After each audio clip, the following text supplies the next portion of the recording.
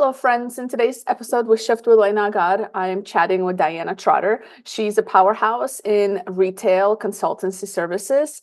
She'll share her journey from battling business challenges to launching her own consulting firm, plus a deep dive into business ethics, customer service, and why slowing down for the right connections matters. Tune in, and as always, subscribe, share, and let me know what you think. Diana, welcome to the Shift podcast. Thank you. Thank you. Thank you for having me.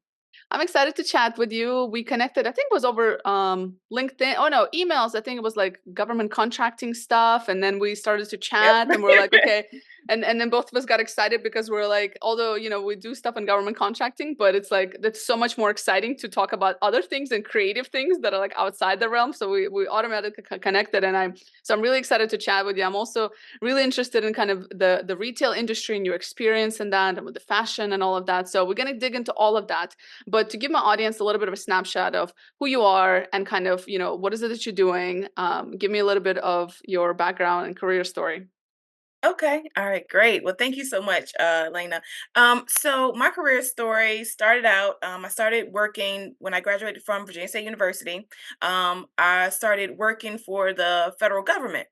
During that federal government time, I was working as an intern and I learned the ins and outs of the grocery side of retail. So during that time, they showed me from A to Z everything. So it was about a 2 year time frame, and during that time, I lived in New Orleans and New York and North Carolina, and gained a lot of experience.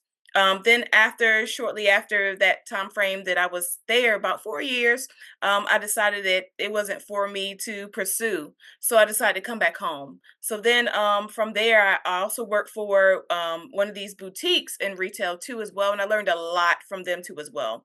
So during that time, and then around 2019 is where COVID was starting to happen. So the business actually shut down in 2019. So when that happened, it was like, okay, so what are you going to do? And I said, well, now's the perfect time for me to start my consulting business because of my experience that I've learned over the years. And it's not just with those two, but prior to that, I worked with several different other retailers as well. Nice. You know what's interesting, and I'm curious to hear your thoughts.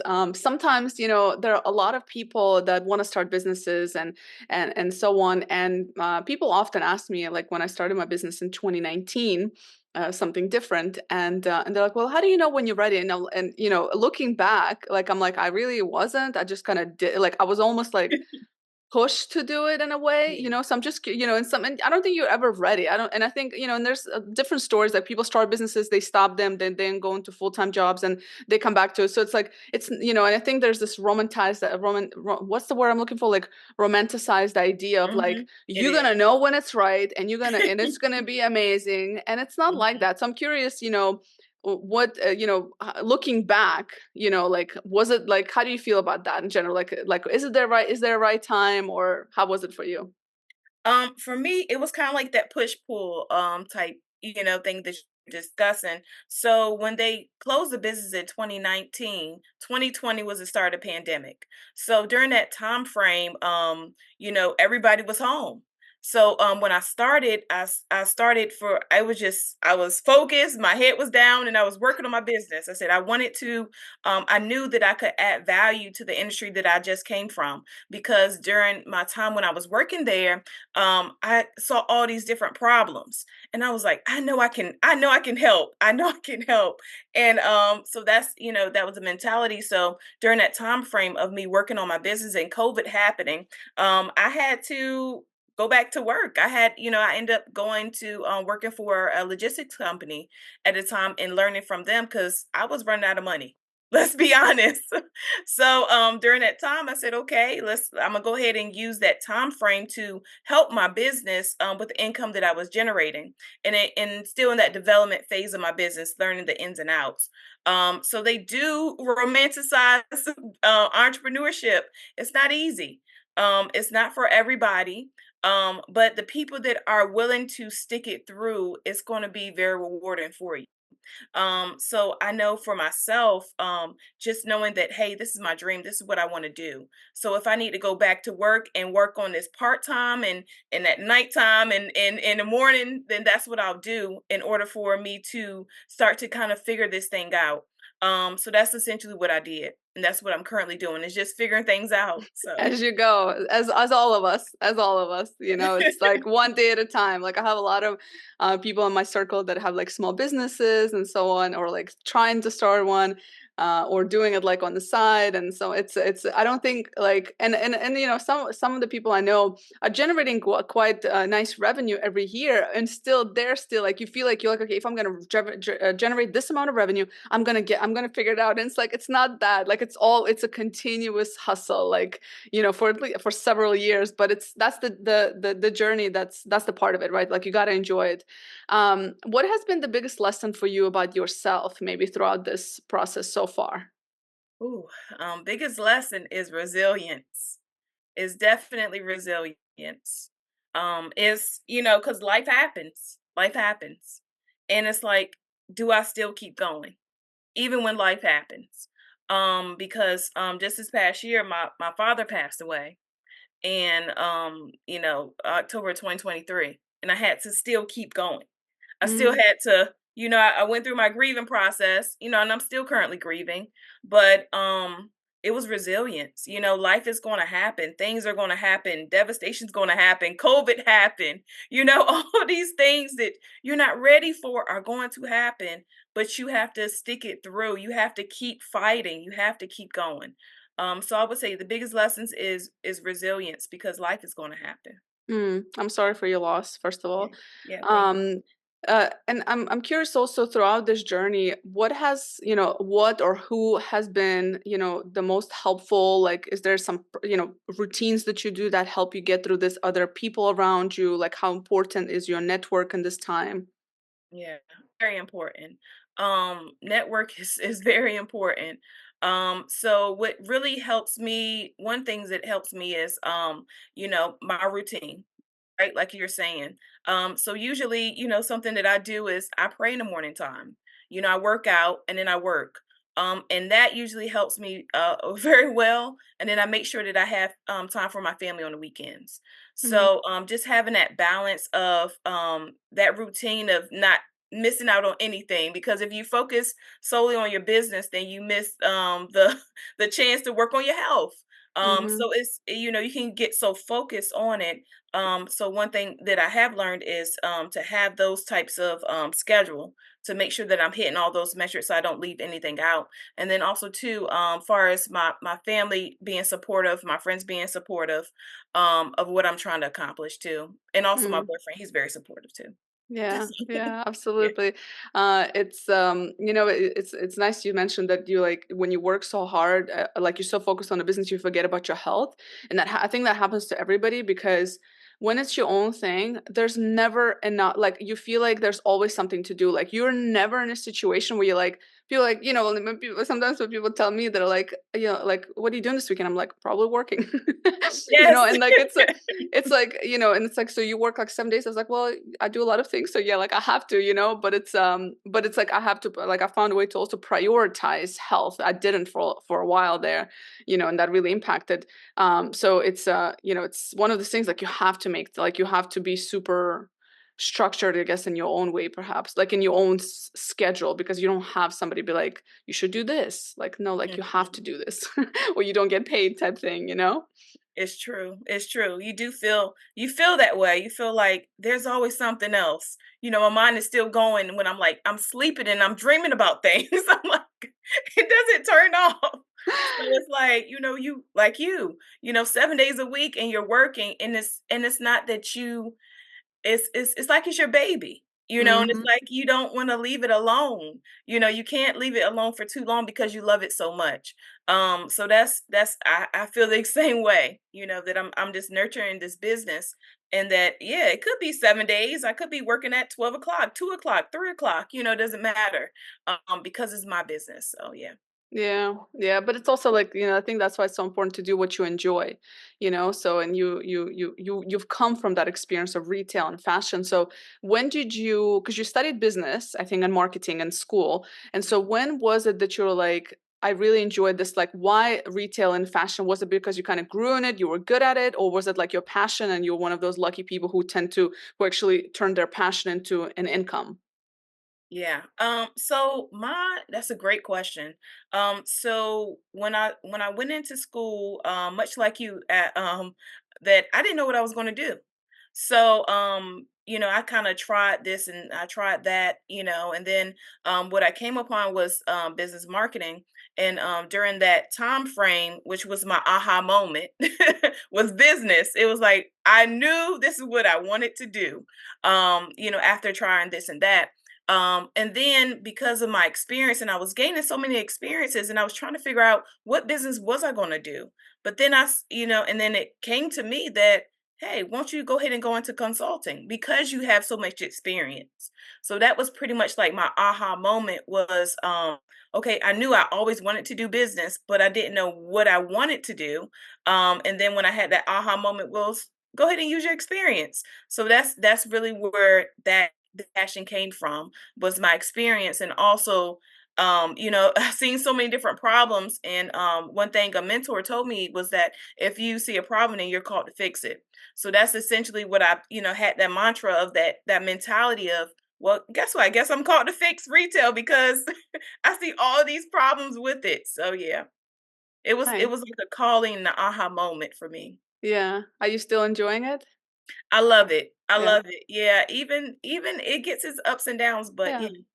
mhm, And it's a really nice space to be in it. And I feel like there's a lot of challenges in that space. So there's always something to be done, mhm, right? Like and there are a lot of changes that are happening and just in that industry. So I think I mean, I don't know as much about it. I just know it from kind of like a talent development and like just a business perspective. Like I know that there's a lot of things happening in retail, but I feel like there's so many different ways that you can get involved and so many, you know what I mean? There's like, and it's and what I enjoy about the work that you do is that marketing perspective is not, it can be applied in so many other areas. You mhm. just really specialize in retail, but I feel like you can also expand in the future. Look at me trying to be like, you can expand. I don't mean to do that. But you know what I mean? Like I just see like, Yeah. I'm like, as like I was looking at your website and the things that you do, and I was like, and then your Instagram, and I was like, oh, she could go this way and she could go this way, like it's just, but yeah, so it's a great skill. So even because that's the world of business, right? It's unknown. Like how are you going to pivot? What's going to happen? What's going to be relevant tomorrow? And I think it's a really nice space that you're in. How are you thinking about the future, I guess, like in your business? How are you staying on top of like the next thing, or like do you do something within that? Yeah. So far as how I stay current, I sign up to a lot of different emails. I'm just, Yeah. and I see a lot of different things that come my way, and I'm just like, ooh, okay, I didn't know about this. So I really started to get plugged in like locally, for like the government and things like that, the small business development, and then different things come my way, and I start to look at, different books and things like that, based off the emails that I receive. So that's Mm-hmm. pretty much how one way how I start current. And then also social media. I kind of go through social media, Yeah. LinkedIn, Facebook, Instagram, TikTok, and seeing what's out there. So Yeah, I love it. Actually, that's a really great advice. Because I would imagine if you, as you sign up to like newsletters and stuff, because mhm, there's a lot of information. It's like that's the best way. I should probably do that. I'm signed up to some, but I feel like there's mhm. like maybe it's just so much information around me. Maybe I get overwhelmed. But that's a great idea to be like, because then it comes to your inbox and then it's right there, and you can Mhm. just like stay up on whatever's hot and trendy in your particular area of work. Yeah. Yeah, absolutely. Yeah, so I have a separate email just for things like that. So, like this separate from my business email, like I have like a Mm-hmm. personal email Oh, that I nice. just for everything that I'm signing up for. So that way I can kind of scan through it, and that's what I usually do. That's actually a great idea because you know how many days I spend just unsubscribing from stuff? Yeah. I'm like, why did I subscribe to that one? Like, that's a great, I should just use my Gmail for subscriptions and stuff like that. That's Yeah. exactly what I use it for. Yeah. Oh my gosh. I wake up to like, I literally spend just like 30 minutes every week just unsubscribing from stuff. I'm like, how did I say? Because anyway, the whole data thing is a whole other conversation. It's crazy how they get you. I'm like, how did they get this? It's insane. Yeah. Anyway, that's interesting. So what are some, I guess, surprise, I'm sure there's many, but like, what are the top two or three surprising things that you've learned about business or even yourself in certain situations as you build this, that you like, that was like the biggest surprise? You're like, I had no idea this was going to go this way, or this is how it was. Wow. Top three, like in business. So I know for me, I had to learn to slow down. And it's hard when you're trying to be in business. Mm, So one thing is slowing down into, and the reason why to slow down is because you need to build correctly. mm, So, because a lot of times you'll get into business and you'll try to make money quickly. Okay, I need to do this, I need to do this, I need to do this because I need to make money, right. right? But when you kind of slow down and you take a look at it from a standpoint of, okay, what am I trying to build? Why am I trying to build it? And it has to be sustainable. So when you kind of look at from that standpoint of, okay, I need the right foundation. So for me, it was to slow down. I need the right foundation. So when I kind of started to look at my business from that standpoint of foundation, like, okay, well, how do I build the right foundation? What did those things look like? So that was one thing, to slow down, and two, foundation. And the third thing for me was, far as when I started my business, was networking and being available. So like that availability part, because you don't know who who you're going to meet and who's connected to who. So you always have to be open to network, and you have to be available. So I Mm, think a lot of opportunities come when you're available. That you make time, even if you're working a 9 to 5. Hey, okay, well, during my break, I can make time for an hour. During after work, I can make time. Let me see you on Saturday.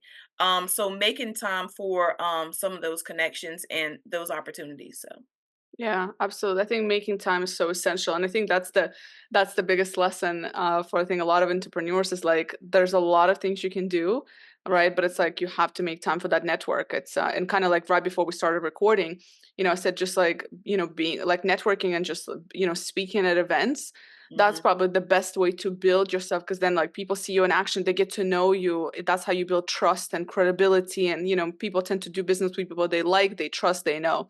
It's like how, so it's like for, I work in a tech industry, so very introverted individuals. And I say the same thing for them for their career. Like you cannot build your career behind a screen, unless you're like a genius and you're like just building stuff, like, I'm sure there are some of those, but for a majority of just an average person, you have to be out there, and it's hard. How do you, I guess I'm curious to hear your thoughts. How do you identify, or is there a way to identify? Because that's a question I get a lot. It's like there's a lot of events. So I guess what's your thought process when you're identifying events to attend, and like what's going to be worth your while?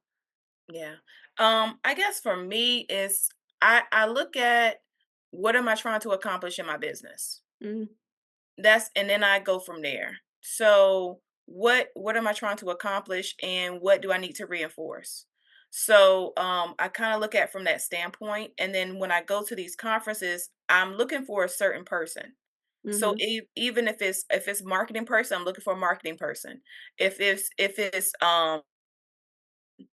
could be different things like website development, could be, different things like that. I kind of go with that mentality of, who am I trying to meet while I'm there? And also, to what am I trying to reinforce, or what am I trying to tell people about? So something like this happening in my business, I'll go to the conference with that mentality of, okay, well, I want to make these connections, but also this may be somebody that I need, or somebody that I can help. So that's kind of how I approach, when I go to these different events.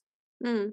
And tell me a little bit more about, specifically your business, and give me a little bit more insights. And why did you choose the name that you chose? I'm always curious. Why do people name? And I love the gold and the black and the gold, like on your website. So I'm very curious how people choose their branding, because I'm really horrible at it and I just outsource it. I'm like, what do you think it should be? And I just like outsource stuff. But I'm curious, how did you come up with that? And tell me what is it that you do for clients? Yeah. So my name is is very unique. So when people kind of look at it like, okay, why the name? So that's a great question. So I actually was trying to come up with a name, and when I was in New Orleans. So during that time I said, what's something that I can start that's easy to start like right now as I when I was working for the federal government. I said, well, and I was kind of going through, I said, oh, I like the name, I like revenue, and I like okay, I can just do jewelry and pillows. That's what it was, right? So I said, jewelry and pillows revenue. Okay. Then I said, huh, what about instead of revenue, what about just how it's pronounced, venue, right? Hmm. So I dropped the J and the P, right? And then I just kept with venue. So I said, short for revenue. So then I said, oh, I said, I like that. I like that name. So then I said, I said it has more than one meaning, because now from New Orleans was new, and then Virginia is where I'm originally from. So then it was Oh like it yeah. even made more sense. So I said, "Oh, I like that." I said revenue, and then I said Virginia, New Orleans, Venue. Yeah. And then the black and gold was where originally I started, was New Orleans colors, which was the Saints colors, which is black and gold. Oh, So I just didn't know it made that. Yeah. so much, everything just was so cohesive in what I was trying to accomplish, and also told backstory of my company. Yeah. I like that. Yeah. So And it was so like, tell me a little bit more about your ideal client. Like, who do you work with? Give me some examples and so my ideal client is really it's really not size based. My ideal client is really based on if they're trying to grow their business. So and it's kind of because I went from like small, and I love working with small businesses. But also too, I see the need that I need to be there in corporations too. So really is my ideal client is someone who is really trying to just grow their business and trying to in various aspects of growth. So that's really who I'm looking for, is good mm. companies who want to do good business, that want to grow their business in the right way. What are some mistakes that companies make from that branding, growth, marketing perspective? This maybe in a retail industry in particular, retail and fashion. Say that one more time for me. Yeah. What are some biggest mistakes that you see that companies make in retail or fashion industry? Like clients that you go into and you're like, oh my gosh, you guys are doing this. Because I have those moments. I'm like, like, did you just ask me that? So, Yeah. like, what are some, I guess, biggest challenges maybe they have that you help them with? hmm yeah. So, well, every business is different, but a lot, what it all boils down to is your people, the people that you hire. Everything, every problem, every solution is people. So if an organization is having problems with their customer service, it's really based on their people and training. They really need to train their people. And then also too, if somebody is having some issues, it just everything, it really boils down to people in professional development training. Because that's really what happens, whether it's your customer service people, your sales people, whether it's your front end people, whether it's your accounting people, your HR, it really just depends on who you hire. So that's really the majority of the things that I see is really professional development, training, and in the aspect of training is learning. Mm, So if people don't know what to do, then how can they do it? mm-hmm. So if they approach any type of issue that they're having, if they don't know what to do, then it's really hard for them to solve it. So that's really where I come in at. I see, okay, what part of your people problem are you having an issue with? Is it your people, your customer service? Is it your sales? Is it your leadership? Because Mm-hmm. a lot of things are a trickle down effect of poor leadership, or just not knowing that they don't know how to solve their own problems. So Yeah. that's really what I see. Mm. Yeah, that tends to be, I mean, that's that, as you're speaking, I'm like, I see this a lot in other industry because I mean, business is people and, that's what drives your business. And that's usually the most complex thing in an organization. And what I've observed in retail, but it really, not just retail, but even the customer service space, it has significantly gone down in terms of the quality of customer service in the US. There's also other countries I've seen as well, but nothing like in the US. Like, I don't know if you see the same trend. I don't know what is happening. But it's like it's definitely a people problem right there. Really, really problem management and leadership. But it's the customer service is just across board, particularly in retail for sure. It's just gone down significantly. What have you seen? Yeah, I would completely agree with you. And that's one of those things that I know needs work is that customer service piece. And you're right. And I think because companies have prioritized profit over people, and you can see it in what's happening. And you see that in major companies. You see they prioritize their profits over people, and their numbers are showing it. Mm-hmm. And I say, if you're having problems in your revenue, it's really because you really didn't care about your customers. Mm-hmm. Mm-hmm.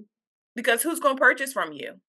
I'm going to shop local because this person cares about my business versus these bigger companies who you can clearly see that they don't care about your business.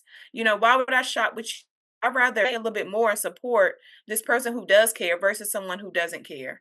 So I think people are really deciding based on that. Um, because they don't feel like they're being valued as a consumer from these companies. So that's really the majority of some of the problems that I'm seeing is that companies don't care. A lot of companies don't care about their customers like they should. Mm-hmm. Yeah, it's quite interesting because I've been in the talent development space for many years, and I'm always mind blown. And I wonder, and I mean, when I talk to leaders, it's just not a priority to them, so they don't really care how the work gets done. Some of them, not all of them. There are some better, but it's almost like as long as the revenue is still coming, but it's only when it starts to hit the revenue that's when they start to be like, okay, maybe we need to do something different. And I still struggle with that because having a business and having done this for some time, it's like part of me is like, I wonder how I would be in that situation, because when you're like, having a small business is different than having a large business, and it's like, and maybe your priorities just change. Maybe you just have, you know what I mean? Like that's what I struggle with. I'm like, I wonder, like, at what point do you become that kind of leader, like where you're like just not prioritizing the people, whether it's your, first of all, your employees or your clients, because it's so connected. And I battle with that because I see this quite a bit, and I see companies spend so much money on things that don't work when it comes to people management or training and stuff like that, and then they don't invest the minimal amount in things that can actually work, like some more quality training, coaching, mentoring, like extra, Mhm. what I mean, leadership development. So I'm always torn about that. I don't know, what are your thoughts on this? Yeah, absolutely. I think it also, even with training, you have to change your culture. Mm, And I think a lot of times with these companies that suffer is because of your culture. And because you cultivate it and you allow certain things to happen, that's why you're finding that you're having the problems that you're having. It's really based on the culture that you're setting. Because one company that, I will, even just, we always look at is Chick-fil-A. We mm-hmm, always look at Chick-fil-A and look at the culture that they have cultivated over the years. And this is something that they have on. And because that, customers are keep coming, keep buying, and they love their products, they love the quality of their products, but it's really based on the culture that they set. mm, So that's what a lot of times with companies, you may not start out, like you were saying, as a small business, you may not start out, a certain way, but over time, because you allowed this thing to happen and that thing to happen. So then you actually, you didn't start originally not caring about customers, but because over time you let one thing go and another thing go, that now you have this big problem that you can no longer, you have to try to stir in the right direction. yeah, that Chick-fil-A is a great example. I have one not too far from where I live, and it's there's always a line. There's It's always a always a line. line. Like, is it the same? Like, it's like I've never seen a Chick-fil-A, unless it's like when they just open or something like that. I've never seen a Mhm. Chick-fil-A that doesn't have a line. I haven't Yeah, had Chick-fil-A in forever. I don't usually eat fast food, but it is the one place that I would go eat if I like. I mean, it's delicious. Like, I mean, they make it yeah. very addictive, but it's very, we're not going to talk about the health aspect of Chick-fil-A as with every other majority fast food, but it is a better quality. It's tasty. It's nice. You do feel welcomed, you know what I mean, compared to some other places where you go.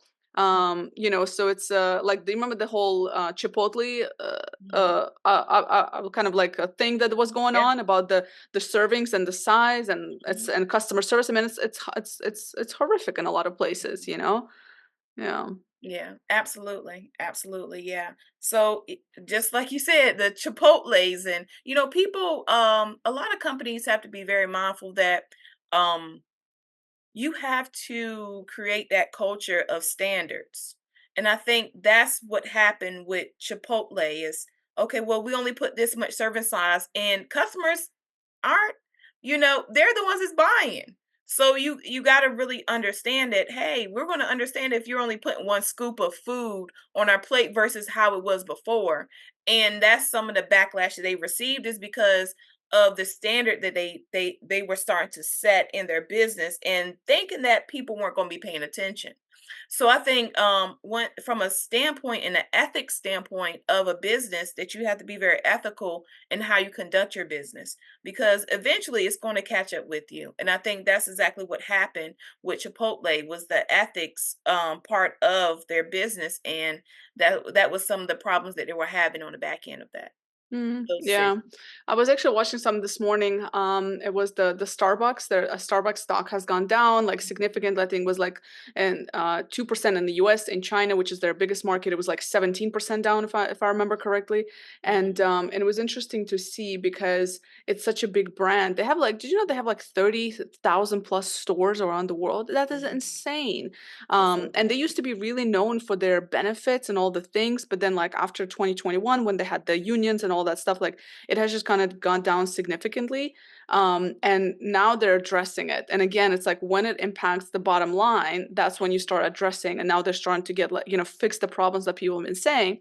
But Mhm, ultimately, I'd love to see more kind of small mom and pop shops because to your point, like that's what I like to support as well. And it's very good quality. It tends to be cheaper. Customer service is better.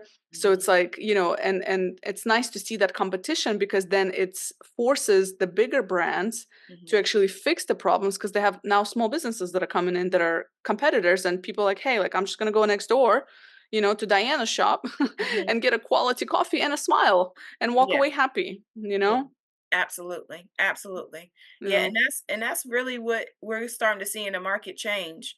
And I've been saying that for years that these big companies have to address those problems because the small mom and pop shops are going to be their competitor, like you said, because of their customer service, because of their quality, because of their standards.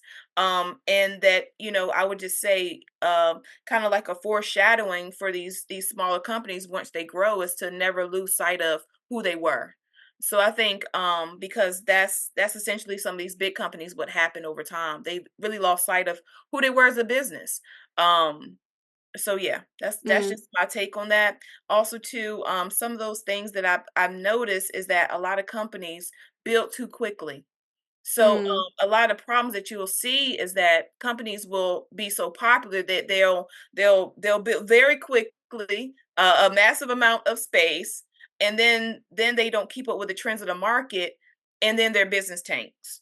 So, it's really just to build slowly, be very strategic. Going back to Chick-fil-A, Chick-fil-A doesn't build everywhere, even though they can. They don't. mm, So that's a really smart business standpoint to look at. Okay, well, why are they being so slow in their growth? Even though they can, it's not that they're slow; they're strategic in how they build their company. yeah. So that's what I see from an outside looking in of just paying attention to the market. And some companies that fail, some and there's so many other things that I can talk about because I've seen it over the years, and I'm just like, why aren't these companies doing something about it? So. Mm. So you also have I can also spend I'm starting to get hungry, so we need to shift gears. I'm starting to want things I shouldn't want, like Chick-fil-A. But anyway, you also have a couple of new things and programs coming out, some things that you're doing. Talk to me a little bit about that. Oh yeah, okay. So I'm actually going to be having some virtual classes. And also I'm going to be launching Motivational Monday starting in September. So I'm very excited about it. Talk to I'm me about really, that. Tell me more about yeah. Motivational So Monday. I love it. I yeah. love it So already. yes. So Motivational Monday is going to be, it's going to be a group of people, going to get on the phones, and we're just really just going to celebrate our successes. It's really going to be like a community of people saying, "Hey, Elena, how's things going with this? Oh, I just did this," and getting really excited about your business. Getting very motivated, saying, "Oh, wow, Elena's doing this in her business. Wow, that makes me want to celebrate my success too." So really just getting on a call and just really inspiring each other, encouraging each other, and also just celebrating that success and that community of people that can really just support each other in what you're Yeah. trying to accomplish. I love it. I love it. Community is so important. It's everything. Like just have people around you that are doing different things. It's the energy, it's the vibes. I'm all Hmm. for it. I love it. Where can people find you if they want to get in touch with you online, or like where do you hang out at the most? Virtually, I guess. Yeah. We don't want anybody stalking you now, but Yeah. you know. No, it's great. So they can find me on LinkedIn. I'm on LinkedIn at Diana Trotter. You can find me on LinkedIn. You can find me on Instagram too at Venu Consulting. You can find me on Facebook at Venu LLC. So all those avenues you can find me, and I'll be happy to meet you all. Meet Beautiful. them. The last question I ask all of my guests is, what is one question you wish people would ask themselves more often? What's one question I wish that people would ask themselves? That's a great question. More often. I guess it's really, it seems cliche, but why? Why do what you do? So that would be the question I would say ask. If you're going to go to work, why are you doing it? And if it's not what you love, why stay? It's really, that why of that reasoning. And I think when people start to ask themselves, okay, well, why get up in the morning? Why do these things? They'll be better at, why be a great mother? Why, some of those reasoning, but just that understanding of why you desire to do whatever you're doing. So I would Mm. say that question is just why. Yeah, I love it. Well, thank you so much, Diana. I'm sure we're going to chat some more and learn more about Motivational Monday. So I'd love to. I'm definitely gonna like ask you about it and see how that's going, and maybe we can have another chat in the coming couple of months or so. So thank you for coming on the show. I appreciate you. Yes, thank you, Elena, for having me.